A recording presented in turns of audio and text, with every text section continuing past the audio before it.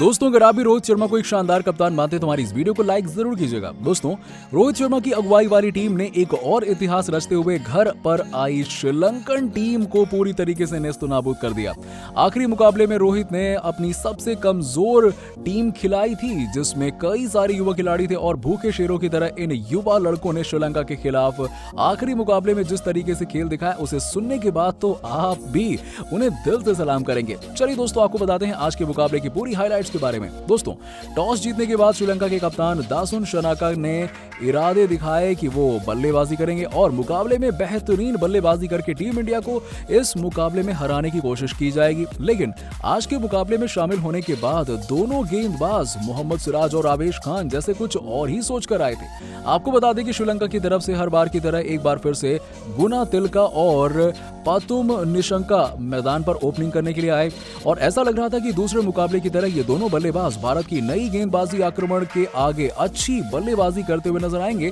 लेकिन मोहम्मद सिराज तो जैसे कुछ और ही सोच कर आए थे और उन्होंने अपने पहले ही ओवर में दोनों ही बल्लेबाजों को सांस लेने तक का भी मौका नहीं दिया और आखिरी गेंद पर दूसरे मुकाबले में बेहतरीन बल्लेबाजी करने वाले गुना तिलका को क्लीन बोल्ड करके पवेलियन की राह वापस दिखा दी। इसके बाद अब बारी थी आवेश खान की, जिनको अभी भी अंतर्राष्ट्रीय स्तर पर अपने पहले विकेट की तलाश थी और उन्होंने आज के मुकाबले में अपने पहले ही ओवर में अपनी इस तलाश को खत्म किया। जी हां, उन्होंने दूसरे मुकाबले में 70 रन बनाने वाले पातुम निशंका को वेंकटेश अय्यर के हाथों कैच आउट कराकर पवेलियन की राह दिखा दी और आपको बता दें कि पहले मुकाबले में एक कैच छोड़ने वाले स्टार ऑलराउंडर ने इसके बाद एक भी कैच नहीं छोड़ा और 2 ओवर में ही लंका के दोनों ओपनर बल्लेबाज पवेलियन जा चुके थे। अब यहां से बारी थी चरित अश्लंका की और जनित लियानागे, जिनको श्रीलंकाई पारी को आगे बढ़ाना था। लेकिन इसके बाद एक बार फिर से अपने दूसरे ओवर में गेंदबाजी करने आए आवेश खान ने अश्लंका को भी पवेलियन की राह दिखाकर श्रीलंका की बल्लेबाजी क्रम की कमर तोड़ कर रख दी और पहले पावर प्ले के भीतर ही 3 विकेट के नुकसान पर महज 18 रन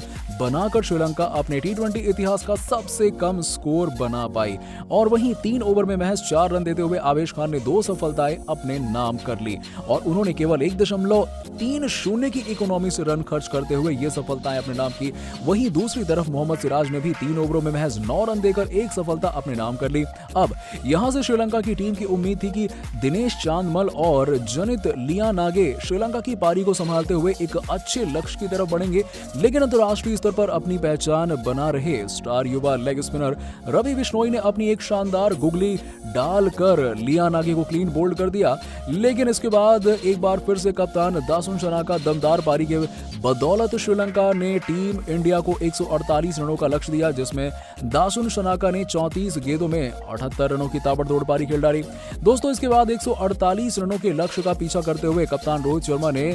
बिनोरा फर्नांडो की तीसरी गेंद पर एक शानदार चौका लगाकर भारतीय प्रशंसकों को ये उम्मीद दिलाई कि वो आज एक बड़ी पारी खेलने वाले हैं। लेकिन हाथ धोकर भारतीय कप्तान के पीछे पड़े दशमंता चमीरा ने रोहित शर्मा को 6वीं दफा आउट करके उनको पवेलियन की राह दिखा दी और भारतीय टीम 2 ओवर में महज 7 रन बनाकर ही कप्तान रोहित शर्मा जैसा बड़ा विकेट गंवा चुकी थी।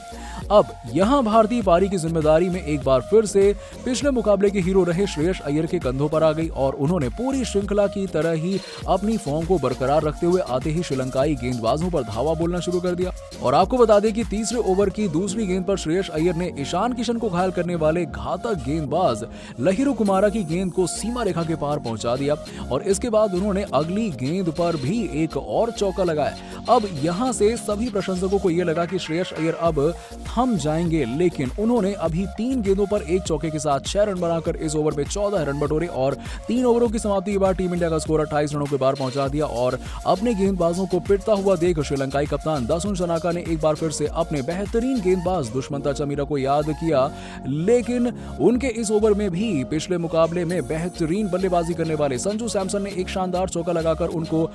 गति को बरकरार रखा और देखते ही देखते टीम इंडिया 5 ओवरों की समाप्ति के बाद 1 विकेट के नुकसान पर 37 रनों तक पहुंच गई और उसके बाद 6वें ओवर में भी संजू सैमसन ने अय्यर के एक चौका लगाकर भारतीय टीम को 47 रनों के पार पहुंचा दिया। लेकिन इसके बाद कप्तान दाशुन सनाका ने एक नए गेंदबाज चामिका करुणारत्ने को अटैक किया और उनकी पहली ही गेंद पर संजू सैमसन ने एक बेहतरीन चौका लगाकर उनके फैसले को गलत साबित करने का प्रयास किया। लेकिन अगली ही गेंद पर शानदार वापसी करते हुए गेंदबाज ने संजू को विकेट के पीछे कैच आउट कराकर पवेलियन की राह दिखा दी और टीम इंडिया 51 रनों पर अपने 2 विकेट गंवा चुकी है। अब यहां से भारतीय पारी की जिम्मेदारी श्रेयस अय्यर के कंधों के साथ ही साथ दीपक हुड्डा के कंधों पर आ गई और इन दोनों ही बल्लेबाजों ने धीरे धीरे करके टीम इंडिया को जीत के करीब ले जाना शुरू कर दिया। जहां एक तरफ श्रेयस अय्यर तो लंकाई गेंदबाजों की धज्जियां उड़ा रहे थे, तो वहीं दूसरी तरफ से दीपक हुड्डा ने भी चार्ज लेना शुरू कर दिया और एक चौका और एक छक्के की मदद से वो देखते ही देखते 20 रनों के पार पहुंच गए और यहां से अब भारतीय टीम को जीत के लिए 58 गेंदों में महज 60 रनों की और जरूरत थी। जिस तरीके से ये दोनों बल्लेबाज खतरनाक बल्लेबाजी कर रहे हैं उसको देखते हुए ऐसा लग रहा है कि 15 ओवर के भीतर ही भारतीय टीम इस लक्ष्य को हासिल कर लेगी। तो दोस्तों, पूरी श्रृंखला में श्रेयस अय्यर की बल्लेबाजी को आप 10 में से कितने नंबर देंगे, इस बात का जवाब हमें नीचे कमेंट बॉक्स में जरूर दीजिएगा और ऐसी ही खबरों के लिए सब्सक्राइब कीजिए हमारे YouTube चैनल को। धन्यवाद।